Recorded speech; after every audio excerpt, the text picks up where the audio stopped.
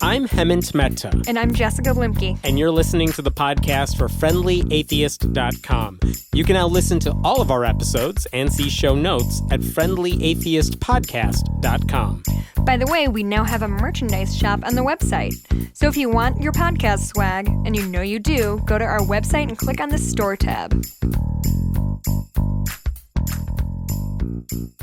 Andrew Bradley is the creator and writer for BettyBowers.com. If you haven't seen the YouTube videos, Betty is America's best Christian, and she has a lot to say about traditional marriage, abortion, the upcoming elections, and so much more. She's a hilarious parody of right-wing extremists. Andrew was also one of the main writers for Landover Baptist Church, a parody of fundamentalist Christian churches, with articles that people still believe are real. He's also the author of Welcome to JesusLand. Deven Green plays Mrs. Betty Bowers. She's a comedian, musician, and performer, and she was a comedy judge on RuPaul's Drag Race, which is an awesome line to have in your resume. So, Deven, let me start with you. How did you get on RuPaul's Drag Race? That's where you're starting? That's where I'm starting. That's what I got to know. Really? Well, Ru has been a supporter and fan of my comedy. I did an online series of voiceover parodies from the 80s called Welcome to My Home, and she super loved them. We've known each other for quite a while, and we had a ball. We have a really great time, and it was through those being online that I actually got to meet Mr. Bradley, as we all should address him. I think we should be clear, Deven, that you did not do those parodies in the 80s. They were originally from the 80s. Correct. So, I was mocking the 80s. You weren't even with us in the 80s. Very true. So for those listeners who haven't seen the videos yet, Deven, how would you describe Betty Bowers? Excellent in all ways. Actually, Deven say very pretty. Actually, I believe that Betty Bowers just presents facts. Andrew, am I correct? Again. Well, she presents facts the way that Americans present facts now. I mean, everybody boutiques their facts. So that nobody's inconvenienced by hearing anything they didn't already believe. It's like Americans no longer have differences of opinion. They have differences of reality because they get all their facts from different places now. We used to all draw from the same well and then interpret them differently. And now everybody just hears differently. And so Betty is the epitome of that because she doesn't rely on the boutique of information by Fox or MSNBC. She has a direct line to Jesus. So she speaks in superlatives and with quite a bit of confidence. So how many people would you say, or do you get a lot of reactions regarding whether or not she's real, or people think she's real, or do you think you have a pretty, firm foot in the satire area? You would think we would, because I think we're pretty clear about it, but no. I get mail every single day. Lady, who the hell do you think you are calling yourself the best Christian? God told us to love everyone, motherfucker, and we're not to put ourselves above other people, you stupid bitch.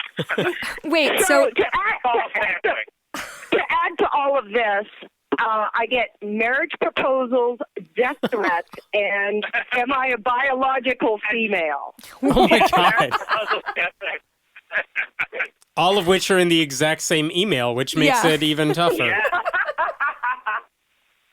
Wait, so are the people who are angry Christians or atheists? Angry Christians. Okay. Yeah. Because it's the fact that Betty has the hubris to call herself America's best Christian that really gets under their skin, because, of course, they think they are. Sure. Because Jesus told them. All we're doing is taking it one step above, because, the right-wing people, it's not like they're all Christians together. They call themselves true Christians, which means that the others are false Christians. And Betty just goes one step further and calls her the best Christian. So, Andrew, it sounds like people are upset with Betty, but not because of any of the horrible things she says. It's just the fact that she says she's better than all the other Christians who say pretty much the same thing.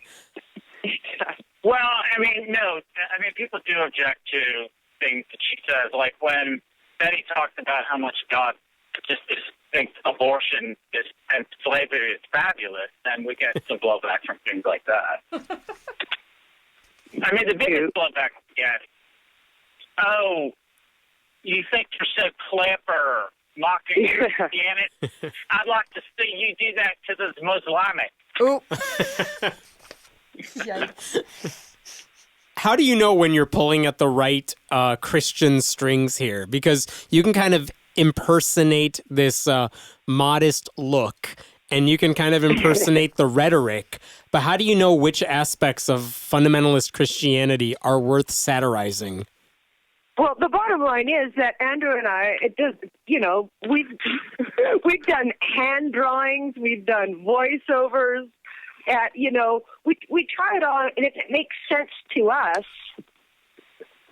And the thing with Betty is we're not really trying to satirize what's already there. Mm-hmm. We're trying to create a new element. I mean, because Betty's not your stereotypic right-wing Christian. Otherwise, she'd be sort of cornpone and ignorant, and Betty's not ignorant. I think we're trying to create something that's not there, but also make a statement on what is there. Because Betty's a lot more polished and more intelligent than a lot of the people we're sort of sending up. Have there been any moments where Christian Have there been any moments where a Christian website like posted one of your videos saying, "Yeah, this lady gets it"? No. Oh. I don't believe so. But, we do get a lot of emails saying that it was the catalyst for a lot of discussion within families. Oh, wow. In a good way or in a... Especially like the traditional marriage video. I think a lot of people shared that with family members. And they said it got discussion going. And this was a video that basically said traditional marriage isn't just one man and one woman. It's like one man and all the wives he wants, and one man and whatever else the Bible says about marriage. Well, that's the inconvenient fact in the Bible. I mean, that's actually what the Bible says. Right. And it doesn't, and that's the problem. It doesn't say so many things that we hear it says. Right. That's definitely a case that we've run into, that people say, well, Jesus said no to gay marriage. And it's like, I don't think that was in there. I don't remember that part, I guess. Maybe I don't have great reading comprehension. The two obsessions of the Christian right are homosexuality and abortion, and Jesus never mentioned either of them. Mm-hmm. He didn't mention slavery. How did you... In the sense that it's great. That's one of the few things that Jesus and God agree upon between Testament, is that slavery is absolutely fabulous. Oh, sure. For the people God even provides tips on how to beat them and get away with it. Oh, yeah, there's some crazy shit, depending how you read it. You know what's interesting as well? There seems to be a lot of people reaching out saying that I used to be Catholic, I used to be... I've converted, I'm free now. A lot of people say they're free from their childhood upbringing. Mm-hmm. And the stories are horrific. Did they change as a result of watching your videos? Well, we hope that they start trying to take more care of their personal grooming. At least. For the people... Betty would say... If you're a Catholic, you were never a Christian to start with. Well, obviously, you're not the right type of Christian. Right. You're a Mary worshiper. What is the actual process like? Because, Andrew, you write the scripts and Deven acts them out. But what is actually the collaboration here? How does that work from start to finish? Well, Deven and I have a great collaboration, I think. Yes. We talk all the time. So I may run an idea by her, and if she says yes, then I run with it. I'll do a first draft. Before I met Deven, I would have thought the first draft was the final draft, but now I know it's just a draft of 126. Yeah. And then we just Skype and do a read-through, and we'll just, see what parts are working. And Deven is like a great collaborator because she never says to me, say this instead of that. She'll always say, is her more concise way of saying that? Are we repeating ourselves here? Or is this really the strongest line? Or should we end here? And so she's constantly questioning me, and it's a great process. And then we record it in Los Angeles. Andrew edits it, and we don't release anything until we're both very happy with it. And if I could just highly encourage your listeners, Facebook is fantastic with Betty Bowers, but when there's breaking news, you need to check out Twitter at Betty Bowers. It's worth it. I've seen that Twitter feed. We'll make sure we include a link for listeners. But yeah, you're on top of the Christian take on hot button issues, whatever's going on. I kind of want to watch you live tweet like a future debate with some of these politicians again. I did live tweet the last GOP debate. Whew, that was a situation, huh? It was riveting.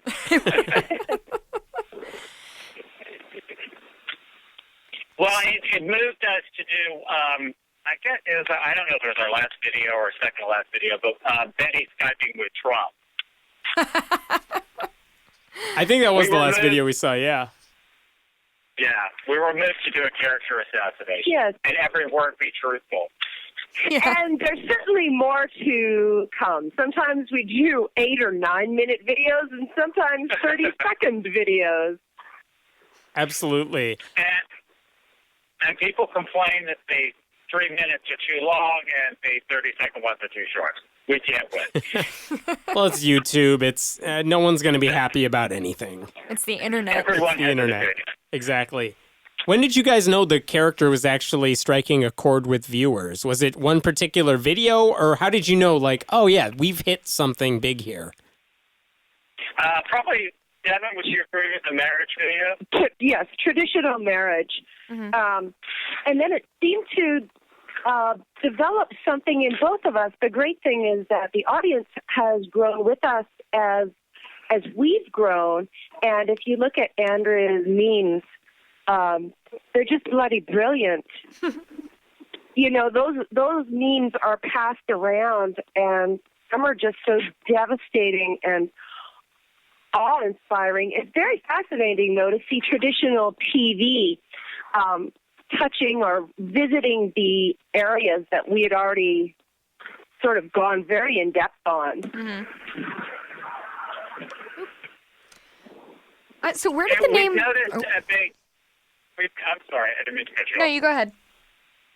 We've noticed a big uptick in the fans on Facebook. It seems like, it took us years to hit 100,000, and then in less than a year we hit 200,000, and then in a matter of months we're probably going to hit 300,000. So there seems to be some snowballing effect there. That's awesome. So what's the origin of the Betty... Go ahead. That's not a lewd reference to our gay listeners.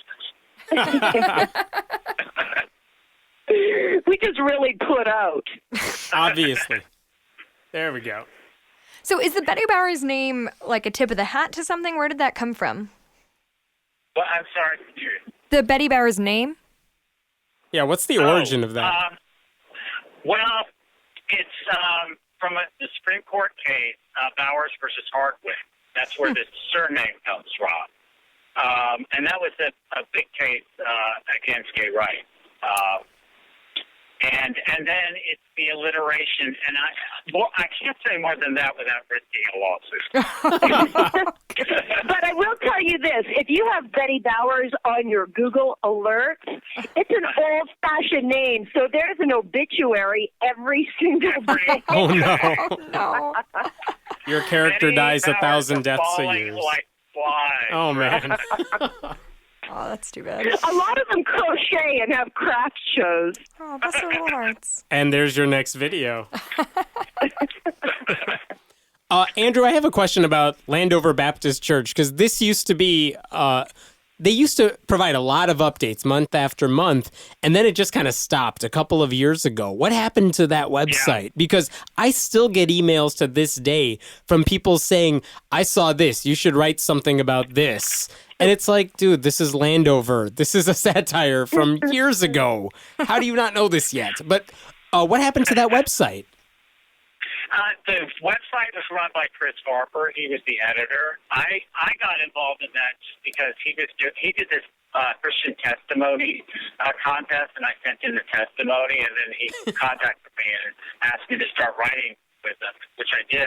It was such a fun collaboration. We had so much fun writing that website, but I think he just got a bit burned out. He had actually gone to Liberty University, Jerry Falwell's college, and got kicked out for being a little too open-minded, and so he knew what he was talking about, and he actually educated me about, some Baptist mindset, which was completely foreign to me.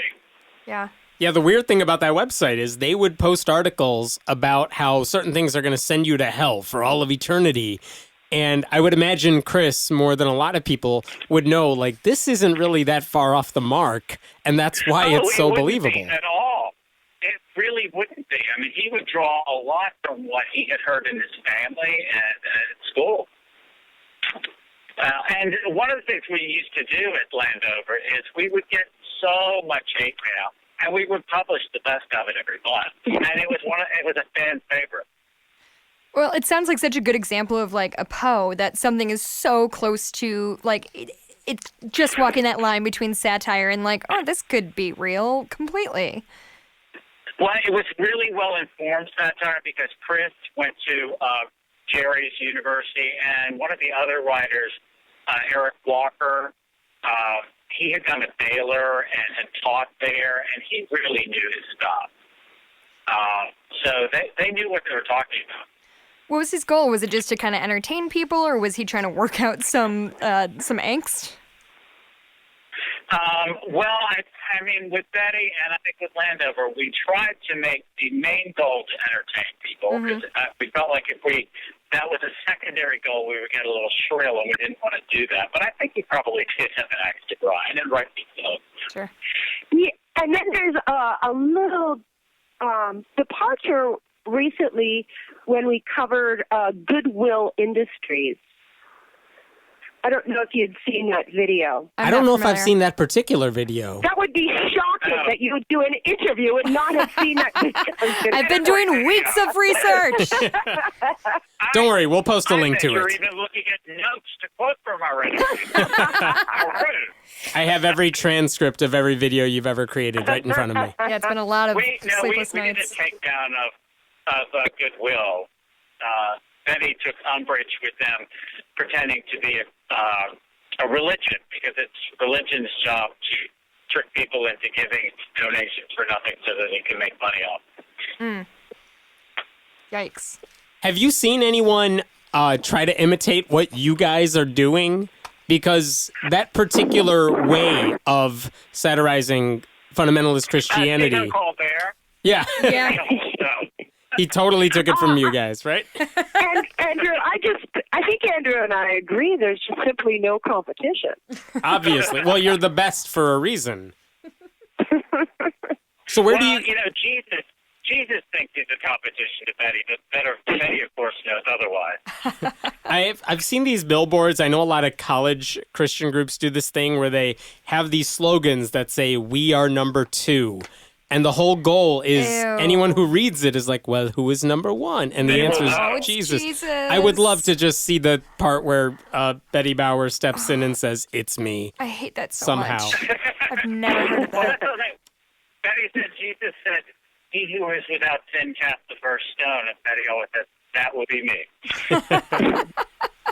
Where do you guys take the character from here? Is there any way to stretch this out? Or, I mean, you can continue doing the fundamentalist satire, but is there any other type of collaboration you guys would like to do? Try a different character or a different type of project?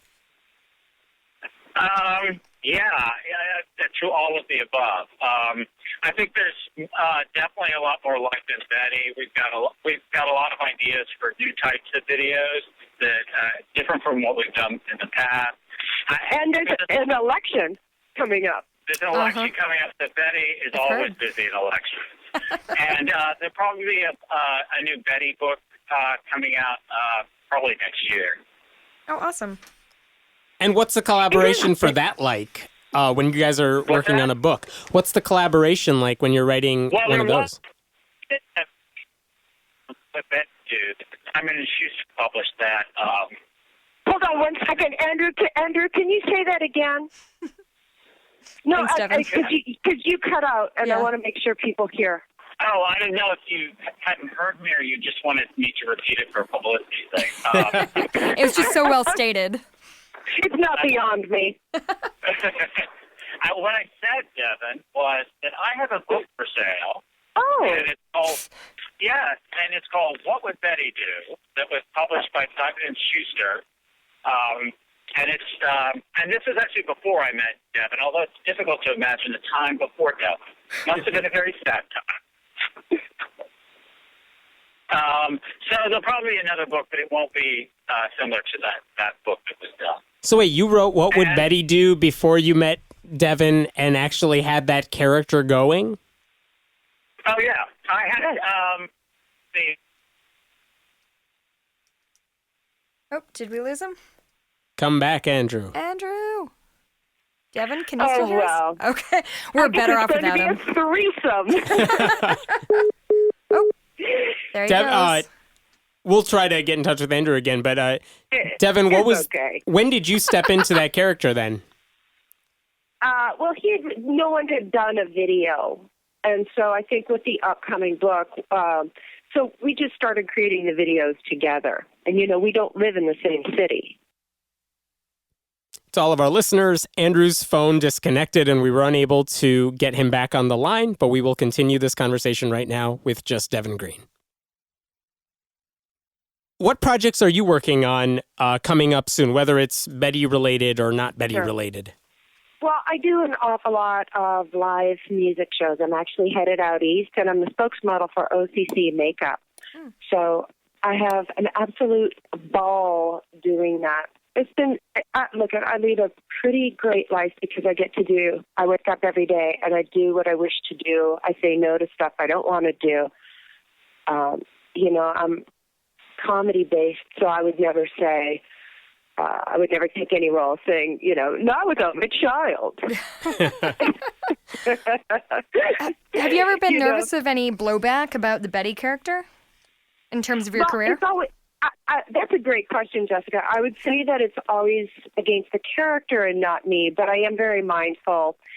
Some weeks we get 9 to 12 million views, so 99% of the people who follow and this material resonates with are great, and then there's 1% that scares the shit out of me. So sure. I stand, Andrew and I stand behind what we put out there, but we can't expect our families to be involved in these shenanigans, so we're very protective of things like that. Mm-hmm.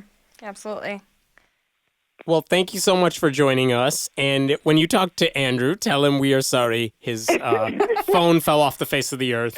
It's driving through a tunnel. Yes. We truly appreciate it. We rarely do ever do any interviews, and we just felt like you had the right spirit, and we're really thankful that you extended yourself to both of us. So thank you very much for having us on. That's very sweet. See, thank you so much. Your spirit. I know, my spirit is awesome. Thank you so much for joining us, Deven. Alrighty, bye-bye. Thanks for listening to the podcast for FriendlyAtheist.com. This episode was taped at Cinnamon Sound Studios in Aurora, Illinois, and the music was written and performed by Brad Chagdis. If you like what you're hearing, please consider making a contribution at patreon.com/Hemant, that's He-Man-T. We appreciate your support. I'm Hemant Mehta. And I'm Jessica Blumke. We hope you'll join us next time.